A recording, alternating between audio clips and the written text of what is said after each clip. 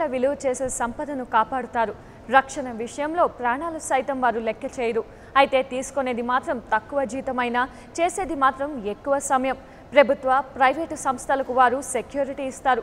అయితే ఇంతగా సెక్యూరిటీ ఇచ్చే వీరికి మాత్రం ఎలాంటి సెక్యూరిటీ ఉండదు. పగలనక రాత్రనక కష్టపడే వారి జీవితాల్లోకి ఒక్కసారి వెళ్ళొద్దాం.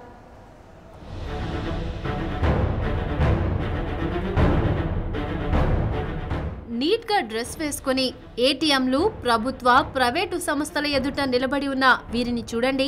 చూడగానే మీకు అర్థమైపోయి ఉంటుంది, వీరు సెక్యూరిటీ గార్డులని. అవును, ఏ సంపాదననైనా ధైర్యంతో ప్రాణాలకు తెగించి కాపాడే వీరు సెక్యూరిటీ గార్డులే. వీరిని చూస్తే అందరికీ అడలే. వీరు అనుమతించకపోతే ఏ వ్యక్తికి ప్రవేశం లభించదు. మొత్తం మీద చెప్పుకోవాలంటే సాహసం చేస్తేనే అవి భద్రంగా ఉంటాయి, లేకపోతే అవి దొంగలింపబడతాయి.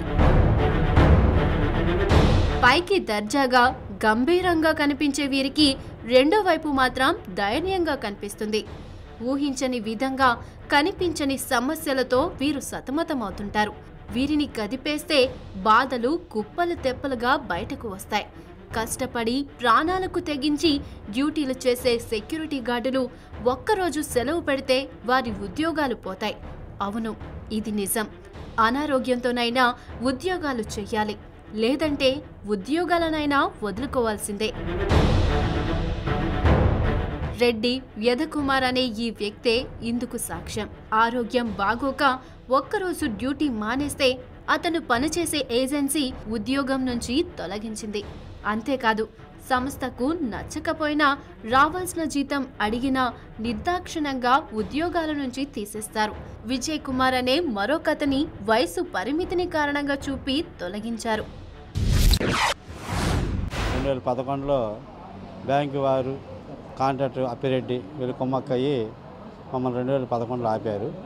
దానికి కారణం ఏంటంటే ఏజ్ లిమిటెడ్ అని చెప్పారు. 18 నుండి 36 సంవత్సరాల లోపల కావాలని చెప్పారు. తర్వాత మేము అలాగా కేసు పెట్టాము. 18 సంవత్సరాల నుండి 65 సంవత్సరాల వరకు సెక్యూరిటీ వారు చేసుకోవచ్చు. ఆ వయసుకి వాళ్ళ దగ్గర బయోడేటా తీసుకొని మీరు ఉద్యోగాలు ఇవ్వాలి అని చెప్పారు. విజయవాడ పరిధిలో సుమారు 10 సెక్యూరిటీ ఏజెన్సీలున్నాయి. ఇవి ప్రభుత్వ, ప్రైవేట్ సంస్థలతో ఒప్పందాలు కుదుర్చుకొని గార్డులను పంపిస్తారు. అయితే ఆ సంస్థ ఇచ్చే జీతాన్ని మాత్రం ఏజెన్సీ తీసుకుంటుంది. అందులో కొంత కోత విధించి వాటిని వారు గార్డులకు అందిస్తారు. ఇలా ఏజెన్సీలు శ్రమ దోపిడీకి పాల్పడుతున్నాయి. లైఫ్ ఇన్సూరెన్స్ కంపెనీ విజయవాడ బ్రాంచ్లో సెక్యూరిటీ గార్డ్గా జాయిన్ అయ్యానండి. తీరా 3 సంవత్సరాలు అయిపోయిన తర్వాత కాంట్రాక్టర్ అయిపోయింది. ఈ 3 సంవత్సరాలకు సంబంధించి పిఎఫ్ కానీ, ఏరియర్స్ కానీ, బోనస్ కానీ ఏమి ఇవ్వలేదండి.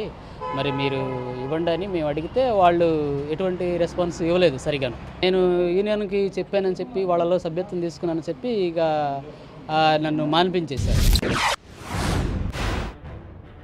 రక్షణ అనే పదానికి కేర్ ఆఫ్ అడ్రస్ అయిన సెక్యూరిటీ గార్డులకు మాత్రం ఏ విషయంలోనూ రక్షణ లేదు. వీళ్ళు ఎంతో కష్టపడి ప్రాణాలకు తెగించి సంపదకు భద్రత కల్పిస్తారు. కానీ వీరి ఉద్యోగాలకే భద్రత కరువు. నిత్యం వేధింపులు, సమస్యలతో జీవితాన్ని గడుపుతున్న వీరు ప్రభుత్వం తమను గుర్తించి ఉద్యోగ భద్రత కల్పించాలని కోరుతున్నారు.